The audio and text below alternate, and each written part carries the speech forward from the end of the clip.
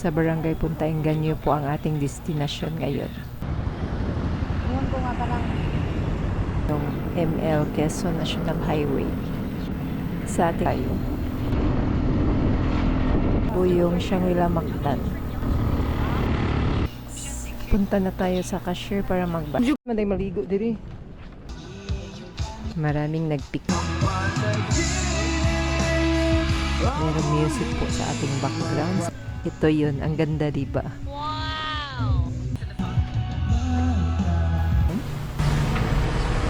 Mga bread nila dito. When you're craving, marami din tayong mapagpipilian ng wine. Napakaraming wine po dito. Pwede mo magtagsa ta. Duha ng 200. Magaon. Dito ka nagbayad niya itong order, no? Kawayan namang order. Instagrammable po dito.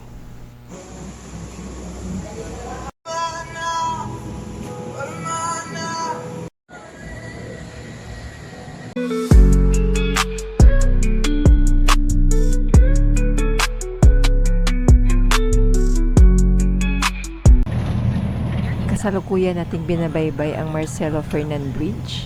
Ngayong araw, sama-sama nating puntahan ang isa sa affordable beach ng Lapu-Lapu City. Sa ating right side, papunta po ng Mactan International Airport. We are entering Barangay Ibo. Sa Barangay Punta Enganyo po ang ating destinasyon ngayon. Ngayon ko nga parang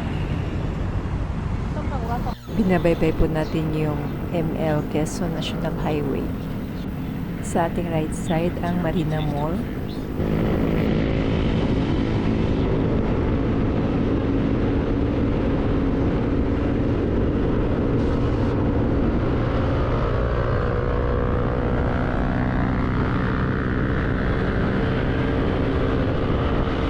Sa ating right side pa din yung Mahi Center.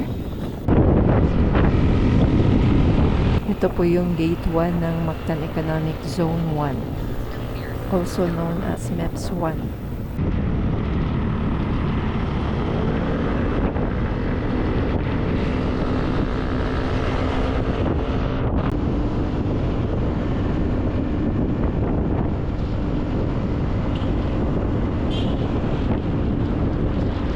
Mactan Economic Zone Gate 4. Malapit na po tayo sa Barangay Buaya. Napakaganda po ng tanawin dito.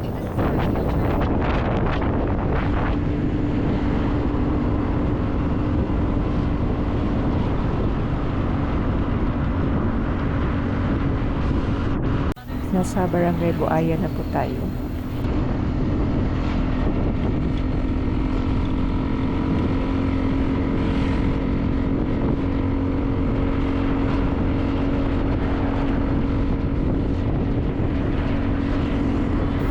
Nasa Barangay Mactan na po tayo. oh, Domingo to sa hapon na mali. Siya ako.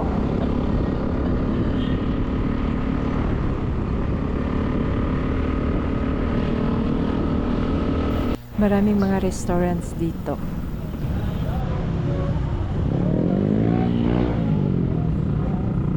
Dito, hindi ko ano sa akong lawas ang kainit. Ha? Ano ka mag-jacket? Mag-jacket na? Lipis. Malapit na tayo sa Mactan Shrine. Straight lang po tayo kasi papunta po ng Maribago dito sa right side. Lakaw may mga tubig balili ugma. Ayun nga. Nakubal na kay pista man. Hindi may nakatuloy na ron. We're approaching Mactan Shrine. Lakot ko na riya kay sukat lang night na sa trabaho ko kay kahit muli rin ko. Kasi magbuyo ko ba uyap. Ito yung bagong commercial building sa ating right side. May grocery and restaurants across Mactan Shrine. Inyo na lang ang tarong to kay nakapariya ka na ko mga labuan para sa pilo may nakita. Pilo kay Masan, uyap ko kuan ba sa gawan niya makasala. The Promenade Mactan sa ating left side.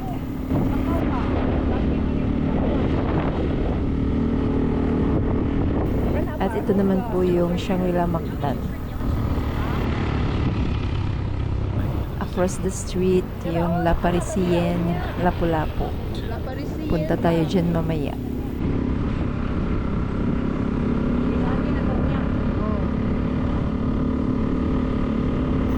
Movenpick Hotel po yung mataas na building sa ating harapan. Hotel and Residences. Diri pa, diri ay diyon.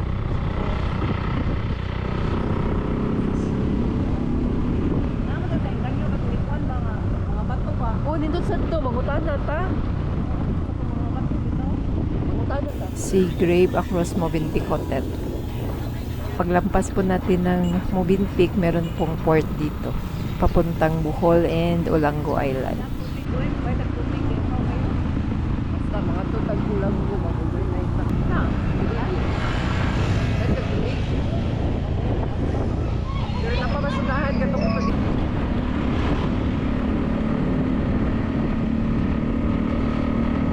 Bili muna tayo ng snacks and water dito sa 7-Eleven. Ito nating snacks. Punta na tayo sa cashier para magbayad.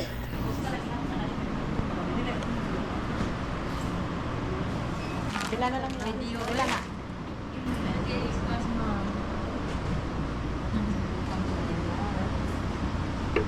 Ito yung pangalawang 7-Eleven dito sa Punta Inganio. Nandito na lahat, food and drinks.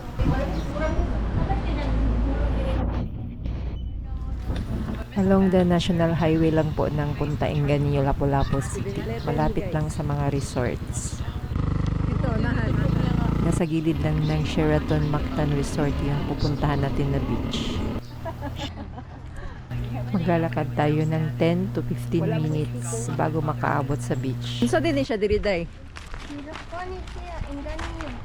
Aw kani ba kanang gi Kani? Tubig na ti. atubig na diha. Ana MC na. MC ni? Ikaw man ana mi MC ano, dili na mi magpaabot sa tubig. Karon day yung tubig, unsa man day yung tubig lang. Tabay? Dili mo. Baril-baril na ti. Magpaabot ko ni. Residences yang sa harap natin na building. Sheraton Mactan Resort yang sa ating harap. First time po nating pupunta dito kaya excited po tayo. Ganito yung sand dito. May bugyog man day maligo diri. Ha?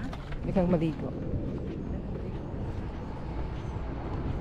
Beside Sheraton Mactan Resort, Cebu lang talaga siya guys. Mga grass yung madadaanan natin. Nalagi motor diri lang. Medyo mabato na dito. Grabe yung bato.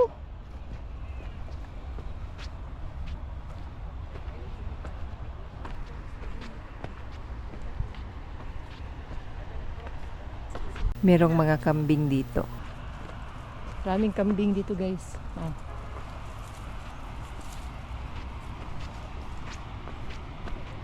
Ilang steps na lang maaabot na natin yung beach.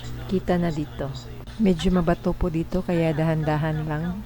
Time check is 4:15 in the afternoon.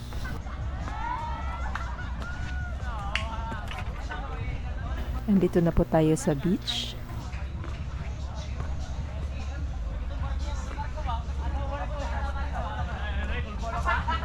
Merong mga kambing dito.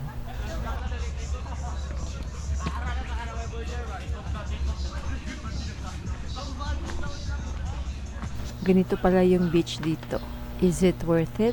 Kayo na pong mahalang mag-judge. Low tide kaya malayo yung tubig. 20 pesos lang yung entrance fee dito. Unsay nga nani na beach? Walay pangan. Hidden beach.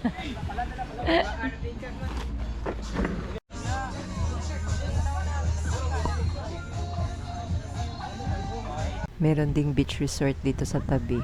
Pero pinaklose ng local government. Merong table and chairs for rent dito. Kaya lang kapag umulan, siguradong basa yung gamit natin.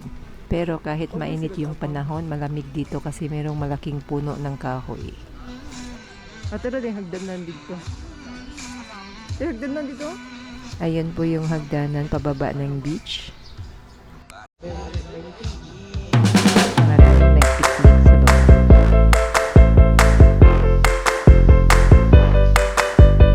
Ang sarap po ng breeze dito, kaya naman perfect for picnic. Kwentuhan muna with friends.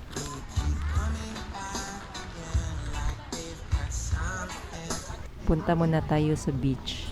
Dito po yung daan pababa.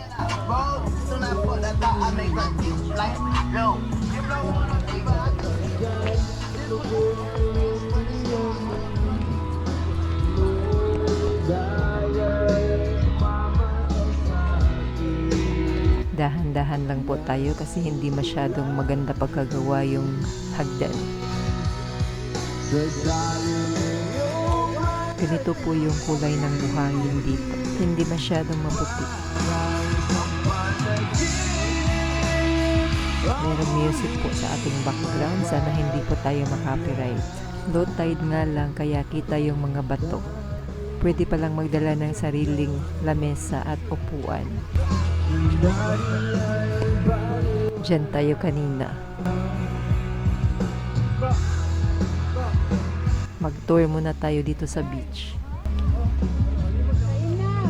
Mas maganda dito kung high tide.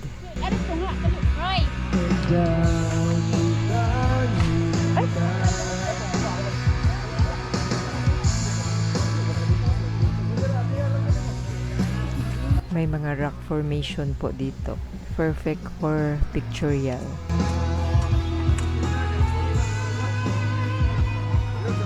Rock formation.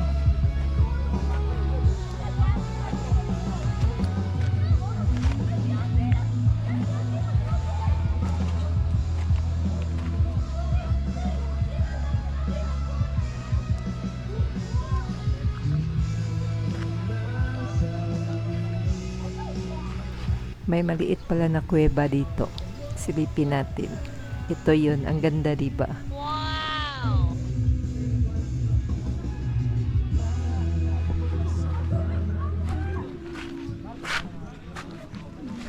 At marami pang spot dito for pictures.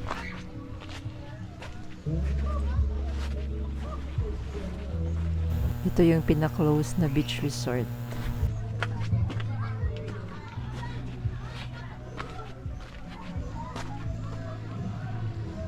Balik na tayo. Yung mga kambing nag-explore din.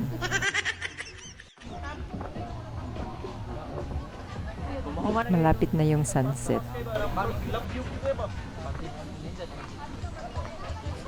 Bago po tayo umuwi, punta muna tayo sa Labay, Lapu-Lapu branch. Across Shangri-La Mactan lang po ito. La Parisienne ang famous na French bakery dito sa Cebu.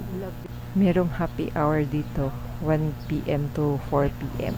Buy one take one sa pizza, ice cream, and shakes. Papakita ko sa inyo yung menu. Ito po yun.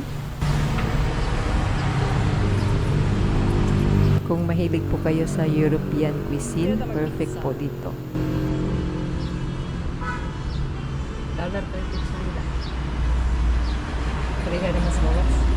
Pasok na tayo sa loob. Medyo madilim nga lang.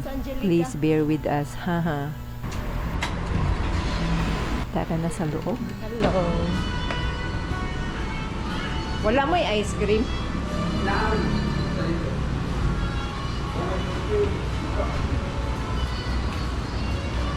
Masarap yung mga bread nila dito.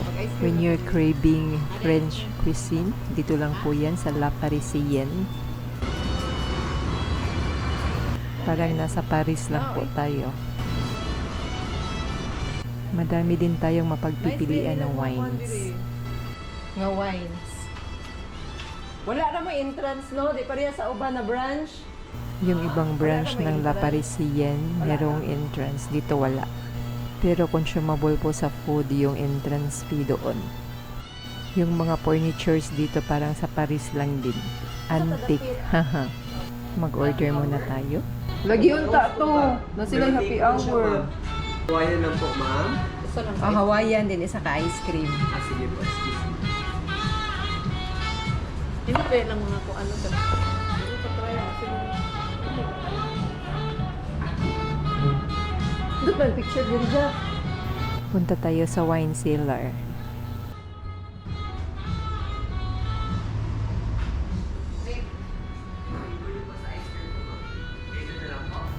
Napakaraming wine po dito. Napalagang dino.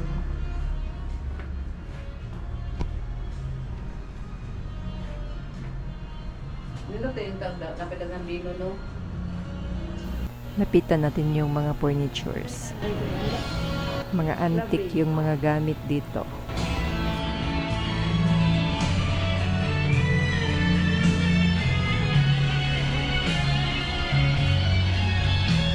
Jack, ano Jack ay? Mag-dine in. Oh, mag-weekend, ma'am. Weekend ra, pero yung anang weekdays wala kayo. Dugay na mo din. 2020. Ah. Nag-close ni siya sa itong pag-pandemic. Nag-atong sa Espanya. After pandemic, nag-change sila. Ano siya? Wala din sa una. Oh, wala Espanya. Dito sa una, ma'am. Wala Spanish Span- cuisine. Ah, Spanish. Dito pa ako sa babae.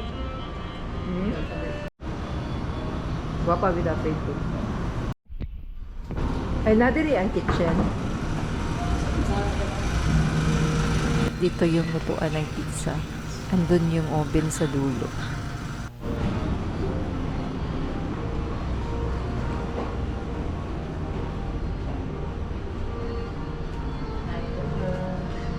Dako di ay. Ako hindi ay. May jud sa ratong.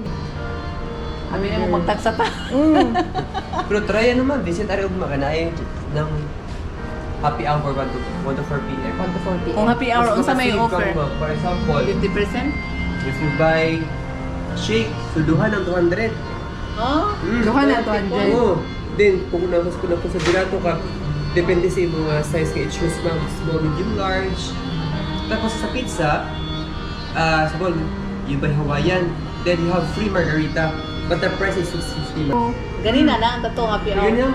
1 to 4 p.m. Buntag. Ako ng ganyan mga I think, mga 1. Ako na akong guestanan. Promo tanan. Puno. Ay, hindi, makuha na lang. Mga 4 tables naman, ma'am. Ah. Promo tanan. Hindi ko magpipili sa ilang gilat ang mga kuan. Wala sa akin natin na order ra. Sa promo sa talaga order. Ah. Yes po, ma'am. Thank you so much. Enjoy your food. Thank you. Ang ating ice cream. Mga on.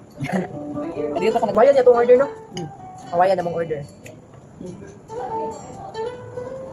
Lami. Ay, lami dyan ang pizza, no? Ano nga pizza ano? Pang kariner. Pati lang sa kapat. Pizza. Lagi lagi. Mabilis siya. Sabi na siya panihapon. Paghapon yung na ako. Busog na mata niya. Nakamutaw niya, mas baga. Masarap talaga yung pizza. Napaka-soft ng dough. Miss, pwede pa picture me, miss?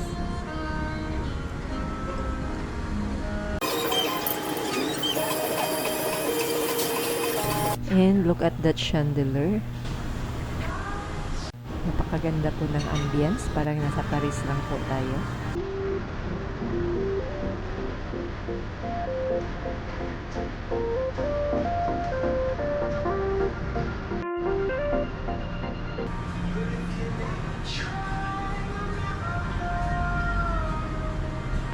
Para sa mga mahilig sa wines, marami po tayong mapagpipilian dito.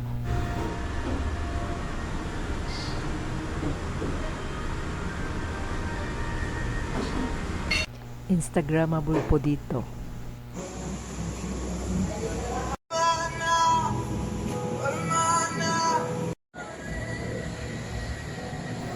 Hanggang dito na lang muna ang ating video. Please don't forget to subscribe, leave a comment, like, and share this video to your family and friends. Hanggang sa muli, salamat po sa panonood. Much love from Ate Mira Vlogs. Kung sa mga kitag sa amin ba?